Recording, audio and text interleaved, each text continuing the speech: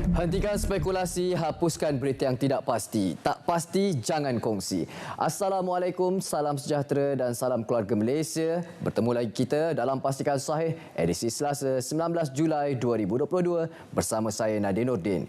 Tidak lama lagi kita akan menyambut kedatangan Bulan Kebangsaan. Pasti banyak tawaran pertandingan secara dalam talian yang akan dianjurkan. Kami mohon keluarga Malaysia agar sentiasa berhati-hati apabila melakukan aktiviti secara dalam talian agar tidak menjadi mangsa penipuan skamer yang menggunakan pelbagai taktik untuk mencuri maklumat peribadi anda. Pastikan anda membuat semakan terlebih dahulu. Ayuh kita mulakan dengan segmen Sahih.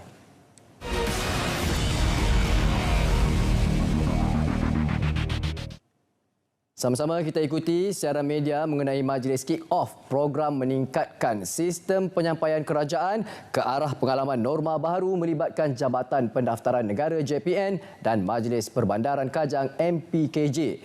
Agenda utama majlis ini adalah sesi menandatangani piagam projek NBPPA melibatkan Mampu, JPN dan MPKJ. Objektif adalah bagi pelancaran projek meningkatkan sistem penyampaian kerajaan ke arah pengalaman norma baharu atau projek NBPPA yang merupakan kesinambungan projek rintis terdahulu. Kedua-dua projek ini merupakan penambahbaikan berterusan perkhidmatan awam untuk manfaat rakyat dan komuniti perniagaan secara keseluruhan. Projek NBPPA tahun 2022 bertepatan dengan situasi negara yang masih mengharungi wabak pandemik COVID-19 dan fasa peralihan endemik yang telah dikuatkuasa oleh pihak KKM bermula 1 April 2022. Adalah diharapkan hasil daripada projek ini dapat memudahkan perkhidmatan kepada rakyat G2 iaitu G2C dan komuniti perniagaan G2B melalui telefon yang mesra dan berkualiti selaras dengan aspirasi keluarga Malaysia. Kenyataan akhbar seterusnya mengenai penambahbaikan aplikasi MySejahtera 2.0 sebagai platform kesihatan awam. Dan sebagai permulaan, dua ciri baru telah diperkenalkan iaitu ciri untuk paparan rekod saringan kesihatan dan imunisasi di MySejahtera bermula dengan bayi yang lahir selepas 1 Julai 2022. Usaha ini adalah sebahagian daripada langkah Kementerian Kesihatan Malaysia KKM untuk memudahkan orang ramai menyimpan rekod kesihatan mereka secara digital.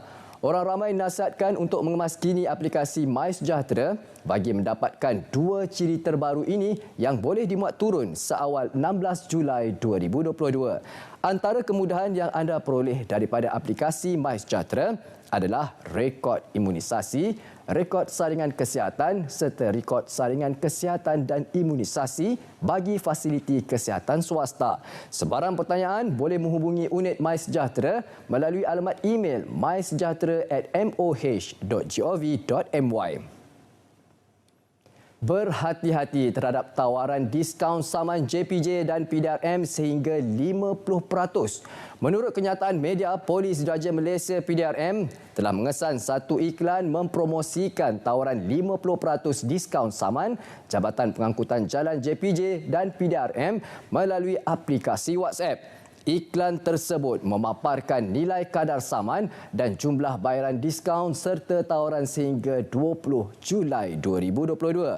Orang ramai yang berminat boleh berhubung dengan individu melalui nombor telefon yang disertakan sekiranya ingin berurusan lanjut. Jangan percaya. Pihak PDRM mengesahkan iklan promosi tawaran saman tersebut adalah palsu dan sedang menjalankan siasatan ke atas individu yang bertanggungjawab dalam menyebarkan berita dan iklan palsu berkenaan. Orang ramai diminta untuk tidak terpengaruh atau berhubung dengan penama yang dinyatakan. Masyarakat juga dinasihatkan agar menyemak terlebih dahulu kesahihan sebarang berita terutamanya mengenai tawaran pengurangan saman melalui saluran media rasmi PDRM bagi mengelak menjadi mangsa penipuan.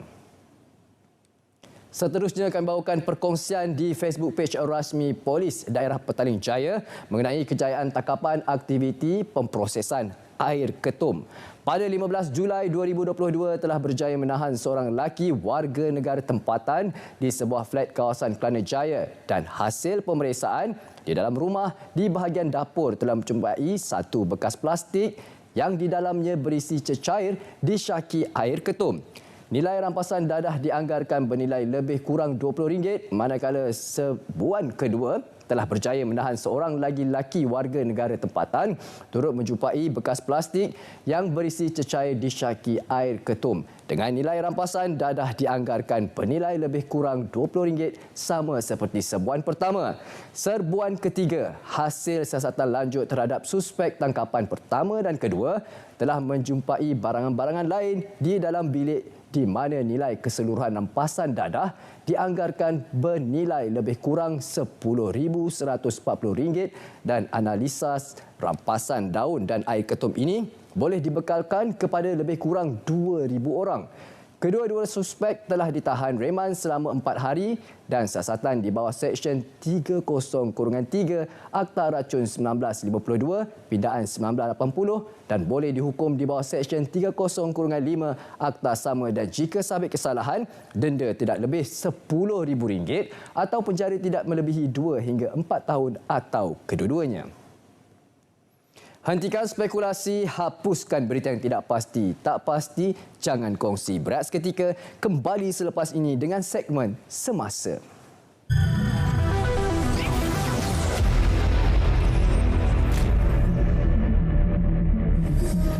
Setiap keluarga Malaysia merupakan komponen penting. Jawapan yang sepenuhnya dalam Dewan Rakyat. Bahawa supaya Parlimen peraturan nak celah beritahu saya, insyaAllah saya benar. Saya akan bagi yang mana tidak mengganggu sesi perbahasan. Balik kenyataan itu.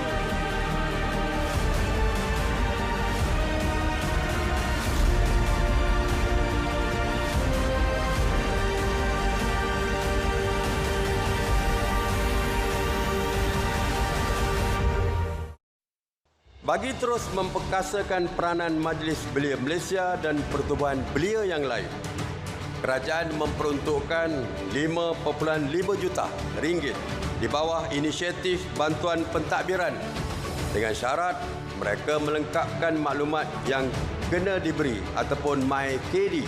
Untuk itu, hari ini saya mengumumkan peruntukan RM1 juta lagi untuk Majlis Belia Malaysia untuk dikongsi bersama dengan pertubuhan belia yang lain. Satu kaedah yang diperbaharui yang akan melibatkan kerjasama penuh beberapa premis supermarket dan kedai-kedai yang terpilih dan bukan hanya terhad kepada beberapa barangan-barangan tertentu yang akan dijual dengan harga lebih murah, tetapi dengan kerjasama tuan punya supermarket dan sebagainya untuk mereka menyenaraikan mungkin ada barang-barang lain yang boleh dijual dengan harga yang lebih murah, maka sale corner ataupun sudut-sudut jualan murah keluarga Malaysia akan diwujudkan di seluruh negara, di semua kawasan-kawasan Dewan Undangan Negeri, kawasan Parlimen dan sebagainya secara besar-besaran.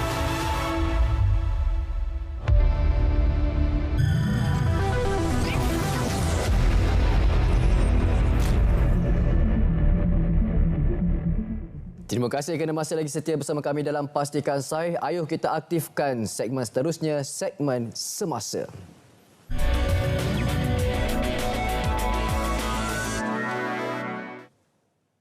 Dewan Rakyat meluluskan Rang Undang-Undang Perhutanan Negara Pindaan 2022 diluluskan sebulat suara selepas dibahaskan oleh 13 ahli parlimen di Dewan Rakyat. Kelulusan pindaan itu bertujuan memantapkan penguatkuasaan hutan dalam membanteras kegiatan pengambilan hasil hutan tanpa kebenaran dan meningkatkan pelaksanaan aktiviti pemeliharaan serta pemeliharaan hutan. Pindaan membabitkan 62 fasal yang merangkumi 8 daripada 10 bahagian bagi menambah baik Akta Perhutanan Negara 1984 kurungan Akta 313. Pindaan itu membolehkan pesalah hutan simpan kekal berdepan hukuman lebih berat. Pindaan itu adalah bagi mencapai 5 objektif, antaranya mengawal proses pewartaan, keluar dan penggantian hutan simpan kekal HSK.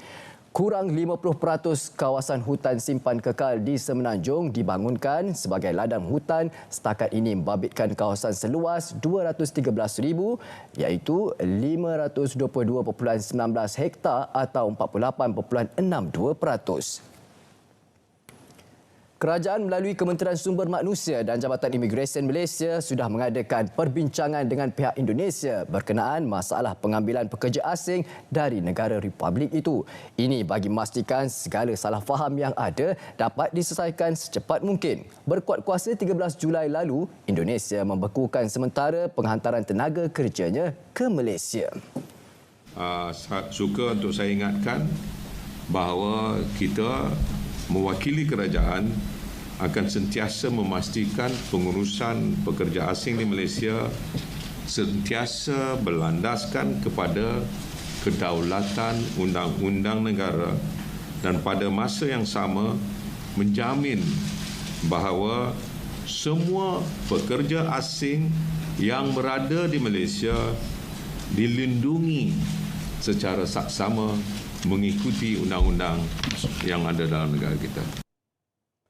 Kementerian Pengangkutan Malaysia MOT dilantik sebagai agensi kawal selia bagi mengawal selia pengurusan penggajian pekerja asing di subsektor gudang darat. Pengumuman yang dibuat oleh Menteri Dalam Negeri Datuk Seri Hamzah Zainuddin itu disambut baik Menteri Pengangkutan Malaysia Datuk Seri Wee Ka Siong. Menurutnya, MOT bakal menggalas tanggungjawab berkenaan dengan sebaik mungkin selain mengikut garis panduan yang ditetapkan disebabkan aktiviti import dan ekspor menjadi lebih rancak akibat permintaan dan pencapaian satu tahap yang memberangsangkan dan antara rungutan yang disebut adalah masalah ketiadaan pekerja. Seterusnya akan membantut dari segi pemunggahan barang dan sebagainya. Antara aspek yang akan diberi keutamaan dalam elemen mengawal selia adalah kesahihan sesebuah gudang bagi mengelakkan penyalahgunaan. Kementerian Perdagangan Dalam Negeri dan Hal Ehwal Pengguna KPDN HEP Kedah menerima serahan kes penyelewengan subsidi diesel sebanyak 8,839 liter yang dianggarkan bernilai RM19,000. Ia hasil serbuan yang dilakukan sepasukan Polis Gerakan Am PGA daripada cawangan Risik Batalion 2 PGA Kulim pada Ahad di Kampung Pondok Labu, Jalan Keladi, Kulim. Pengarah KPDN HEP Kedah berkata, dalam serbuan itu pihaknya turut menerima serahan 2 buah lori 5 tan yang memuatkan 8 tangki fiber berisi minyak diesel dengan nilai keseluruhan sitaan dianggarkan RM94,000. Serbuan dilakukan di sebuah kawasan lapang, disyaki stor simpanan tanpa lesen dan hanya ditutupi pintu pagar zinc. Kes disiasat di bawah Akta Kawalan Bekalan 1961. Ketidakseragaman harga minyak masak antara kawasan luar bandar dan bandar disebabkan stok tersedia dengan harga lama di sesuatu kawasan. Namun begitu, terdapat juga pengedar atau pengilang yang bersedia menjual dengan harga murah meskipun berlaku kenaikan harga. Memohon kerjasama semua pengilang-pengilang dan dalam masa seminggu dua daripada sekarang kita ingin melihat harga minyak masak diturunkan kepada satu paras sekurang-kurangnya 10% lebih rendah daripada harga ianya dijual sekarang, iaitu lebih kurang pada harga RM42 bagi botol 5 kilogram.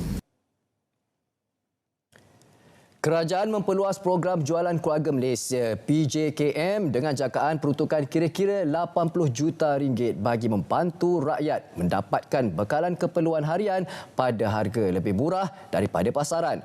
Mulai bulan hadapan menyasarkan 613 lokasi berbanding 222 sebelum ini dengan memfokuskan barangan-barangan utama keperluan harian seperti ayam, telur, minyak masak, beras dan lain-lain barangan. Kalau dulunya kekerapannya 2 kali sebulan, kali ini sasaran yang dimatlamatkan adalah pada setiap minggu sepanjang bulan. Artinya 4 kali sebulan di setiap kawasan daripada 613 kawasan yang telah dipilih. Ini bermakna sebulan saja akan ada lebih kurang 2,400 lokasi premis jualan lebih murah ini dan juga akan berjalan selama kalau 5 bulan, artinya hampir 12,000 program jualan lebih murah akan dilaksanakan dalam sepanjang tahun 2022 ini. Kementerian Pelancongan Seni dan Budaya MOTEK akan berbincang dengan kementerian dan agensi berkaitan bagi mengawal jumlah penginapan kediaman jangka masa pendek SDRA atau menerusi platform Airbnb di negara ini. Menterinya Datuk Seri Hajah Nancy Shukri berkata beliau prihatin dengan kebimbangan yang disuarakan pihak Persatuan Hotel Bajet dan Bisnes Malaysia MyBHA berhubung perkhidmatan tempat tinggal kepada pelancong tanpa sebarang kawalan. Perbincangan bersama semua pihak terlibat perlu dilakukan kerana terdapat SDRA atau Airbnb yang beroperasi di kediaman sendiri tanpa berdaftar dengan kementerian mahupun tanpa pengetahuan dari pihak berkaitan. Dalam pada itu, beliau mahu pendaftaran perkhidmatan ini dapat dilaksanakan seperti rumah inap desa agar mereka memperoleh manfaat seperti yang pernah diberikan sebelum ini sewaktu berdepan dengan pandemik COVID-19. Beliau mengulas kenyataan berkenaan lambakan unit penginapan kediaman jangka masa pendek SDRA di negara ini yang dianggarkan lebih 70,000 unit tanpa sebarang kawalan. Kerajaan Johor terus komited merangka pakej pelancongan menarik serta menjadi tuan rumah kepada program berskala besar. Seterusnya muncul sebagai salah satu destinasi pelancongan utama negara. Langkah tersebut berpotensi membawa masuk lebih ramai pelancong domestik dan antarabangsa ke Johor. Antara usaha yang telah jalankan termasuk penganjuran acara berbasikal dan berjaya menarik lebih 5,000 pelancong. Dan seterusnya ini kita pun akan mulakan Festival Majestic Johor yang akan berlaku di Medini ini. Dan festival ini akan berlangsung selama 10 hari. Banyak event-event yang akan dijalankan dan event-event sebegini menarik lebih banyak pelancong untuk bermalam di Johor. Prospek sektor automotif tempatan diunjur kekal positif tahun ini seiring jangkaan kerancakan aktiviti ekonomi dan sentimen pengguna yang bertambah baik. Menurut penganalisis Muhammad Afif Zulkafli, jualan kenderaan dijangka kekal menggalakkan meski pengecualian cukai jualan dan perkhidmatan SST telah berakhir 30 Jun lalu. Jelasnya, kenaikan OPR sebanyak 25 mata asas baru-baru ini juga dijangka tidak akan memberi impak signifikan kepada penjualan kenderaan. Pengenalan model kenderaan baharu edisi terkini akan turut membantu mendorong minat pembeli. Bagaimanapun, isu kekurangan chip, komponen dan gangguan rantaian bekalan global kekal menjadi cabaran kepada pengeluar kenderaan.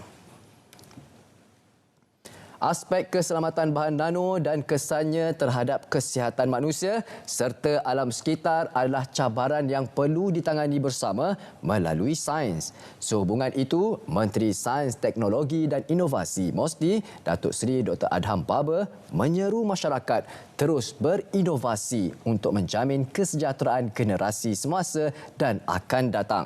Bagaimanapun, beliau menegaskan perundangan yang ada mestilah seiring dengan perkembangan ini supaya kerajaan dapat meraih kepercayaan orang ramai terhadap inovasi. Satu mekanisme baharu bakal diperkenal bagi memastikan tiada jemaah haji diperdaya dengan tawaran menunaikan ibadah haji menggunakan visa furada. Pada masa depan, perbincangan bersama Kementerian Pelancongan Seni dan Budaya MOTEK akan dilaksana bagi mencari jalan penyelesaian yang tuntas berhubung isu tersebut. Pada masa sama, bakal jemaah bagi musim haji akan datang disaran tidak mudah terpengaruh dengan sebarang tawaran yang mencurigakan. Kita mengalu-alukan kerajaan Saudi beri visa furoda. Terima kasih sangat-sangat. Itu sebagai nilai tambah kepada pengurusan haji kita. Tetapi yang menjadi malangnya apabila ada travel tertentu, individu tertentu yang mengambil kesempatan untuk menawarkan pakej visa haji furoda yang palsu. Kerana visa haji furoda ini sangat limited. Kita akan bincang dengan MOTEK lah.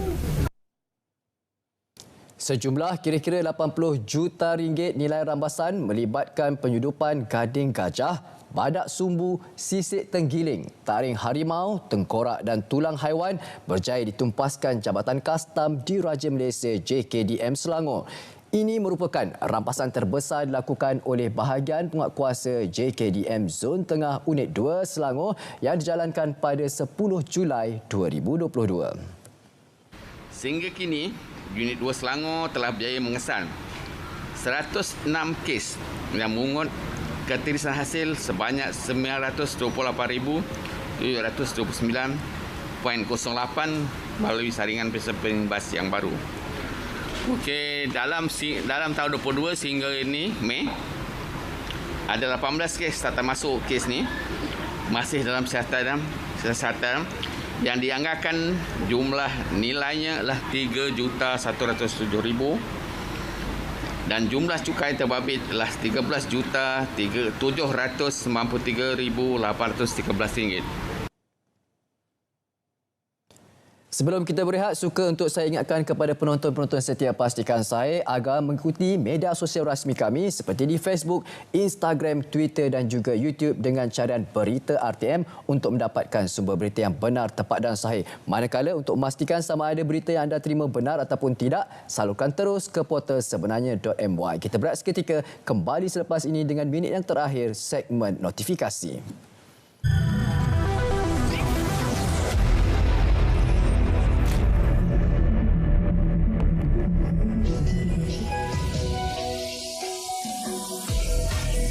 Rukun negara bertujuan membentuk perpaduan yang kukuh.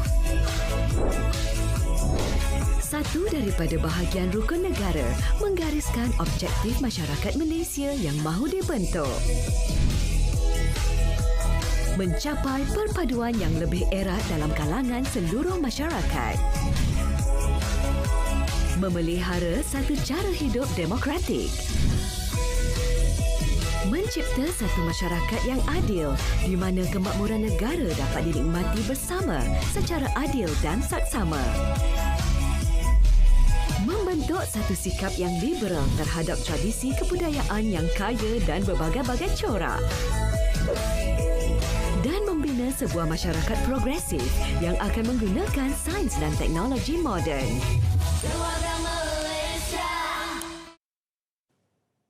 Gagasan satu keluarga, satu rumah.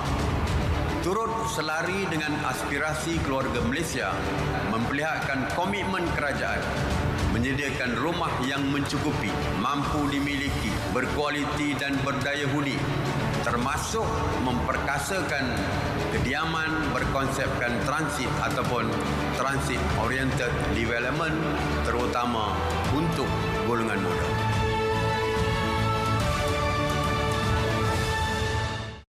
Mempermudahkan proses pembayaran tuntutan subsidi supaya petani-petani ataupun peternak-peternak dapat menerima kemudahan ini tanpa banyak masalah. Antara yang telah diperbaiki, yang telah dilaksanakan ialah termasuklah membenarkan bayaran pendahuluan tuntutan khususnya bagi peternak-peternak kecil dan sederhana, mana mereka diberikan peluang untuk mendapatkan bayaran pendahuluan sebelum tuntutan penuh diperolehi.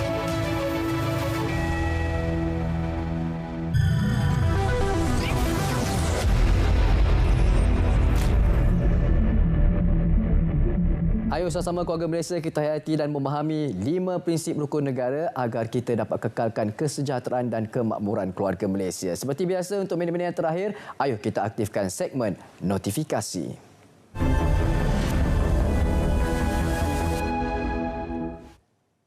Seperti biasa untuk segmen notifikasi kami akan war-warkan hebahan untuk anda sertai. Apakah ia? Kita mulakan dengan bicara naratif. Sama-sama kita saksikan pada malam ini dengan tajuknya Immigration, Transformasi Digital, Asas Kecemerlangan bersama yang berbahagia Datuk Seri Khairul Dizaimi bin Daud iaitu Ketua Pengarah Immigration Malaysia. Pada 9 malam ini di saluran berita RTM My Freeview 123 juga siaran serentaknya di TV1. Untuk mudah muat turun saja RTM Klik ke telefon pintar anda anda melalui Google Play atau App Store. Dan juga tambahan, anda boleh saksikan di Facebook Live Berita RTM. Dan seterusnya, kita teruskan jelajah aspirasi keluarga Malaysia. Seterusnya pada 22 hingga 24 Julai 2022 di perkarangan Stadium Sultan Muhammad IV, Kota Baharu, Kelantan, Darul Naim. Bermula seawal 9 pagi hingga 9 malam. Pelbagai aktiviti yang dianjurkan bersempena dengan jelajah aspirasi keluarga Malaysia. Jadi ayuh ramai-ramai jangan lepaskan peluang. Anda layari laman sawang ini www.keluargamalaysia.gov.my untuk maklumat lanjut. Seterusnya kita bawakan pula perancaran Bulan Kebangsaan dan Kibar Jalur Gemilang 2022 yang akan disempurnakan oleh Bapa Keluarga Malaysia Yang Amat Berhormat Datuk Seri Ismail Sabri bin Yaakob, Perdana Menteri Malaysia, pada 30 Julai 2022, Sabtu 8 pagi hingga 10 pagi, Dataran Putra iaitu Masjid Putra, Putrajaya. Ayuh ramai-ramai kita sertai, ada larian katanya. Untuk maklumat lanjut anda boleh dapatkan di platform yang telah disediakan. Dan seterusnya kami bawakan untuk anda elakkan peningkatan semula kes COVID-19 di Malaysia. Apa yang perlu kita sentiasa amalkan? Norma baharu, pakai pelitup separuh muka dengan betul di kawasan tertutup dan di kawasan yang sesak. Dan seterusnya amalkan kebersihan kendiri yang rigid, amalkan RIIS dan ambil vaksin dan dos penggalak bagi mereka yang layak termasuk mereka yang berumur 5 hingga 17 tahun. Ambil dos penggalak kedua bagi mereka yang berisiko dan kurang daya tahan jangkitan. Jadi untuk dapatkan maklumat anda boleh dapatkan di covidnow.moh.gov.my. Ini pula kami bawakan kepada anda harga makanan iaitu hargai makanan, elak pembaziran. Ingat ya, jangan kita melakukan pembaziran. Lagi-lagi di masa ini, manfaat pengurangan sisa makanan, mengurangkan kerugian duit, mengurangkan pelepasan gas metana daripada tapak perbusan, mengurangkan penggunaan sumber dan pencemaran yang melibatkan proses pembuatan dan penjualan makanan, mengeratkan hubungan komuniti setempat dengan memberi makanan yang masih elok. Ada makanan lebih yang elok diberikan, yang tak elok simpan saja. Jadikan baja. Dan seterusnya kita derma organ, beri sinar kehidupan baharu kepada penerima organ. Organ yang boleh didermakan selepas kematian. Paru-paru, ya, lagi-lagi paru-paru yang bukan isap rokok, itu yang terbaik, ya. Dan hati, kita ada buah pinggang dan juga jantung. Organ yang boleh didermakan semasa hidup, salah satu buah pinggang, sebahagian hati. Layari laman sesawang yang tertera iaitu www.dermaorgan.gov.my. Dan yang terakhir kita bagikan kepada anda, nak beli minyak masak tulen cap buruh 5 kg. Jom semak lokasi dan bandingkan harga. Pilihan di tangan anda. Anda perlu muat turun saja price catcher. Lebih mudah untuk anda lakukan perbezaan. Hentikan spekulasi, hapuskan berita yang tidak pasti. Tak pasti, jangan kongsi. Sampai di sini saja saya dapat bersama dengan anda. InsyaAllah kita akan berjumpa lagi pada hari esok. Pastikan saya 3.30 minit petang di saluran berita RTM My